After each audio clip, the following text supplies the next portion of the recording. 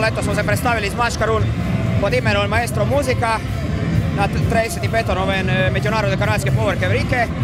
Evo, Maškara je ovako kombinacija crveno-crne, zlatne boje, predstavlja note, znači nekakvu glazbu, i tako da u to nekakvom glazbenom ritmu smo obilježili ovu godišnju karnevalsku povorku, koji cijelogodišnje razdoblje, jer ovo je inače Maškara koju ćemo mi predstavljati tokom cijeloga leta na drugim karnevalima inozemlje i inozemstvu.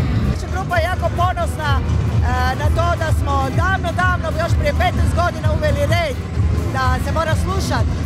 Znači i koreografski, i ponašanje, bez pušenja, bez pića, tako da nemamo problema, uvijek su nam mladi dobro došli, mi ćemo ih naučiti da je ovo parada, da se ovo odrađuje, da moramo biti lijepi, da predstavljaš Kostrenu, predstavljaš Pađićare i eto tako, u tom duhu prolazimo koso. Turistička zajednica općine Kostrena svake godine, već godinama podržava Maškare i tu tradiciju u Kostreni i udrugu Špažičara.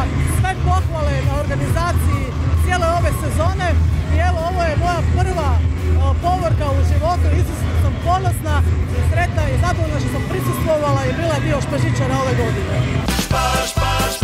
Špažičari, niki tako kako mi. Sam iznimno zadovoljan i sa svim sponzorima i donatorima koji su pomogli u našu udrugu i općine Kostrena, također i svim članovima koji su do nas kao udeka i koji su svih ovih mjeseci, a i leta bili uz nas da ova tradicija maškaranja Kostrene ustaje, jer to je evo jedina živuća tradicija koja je ustala Kostrene i ne dajmo da se i to zatrne.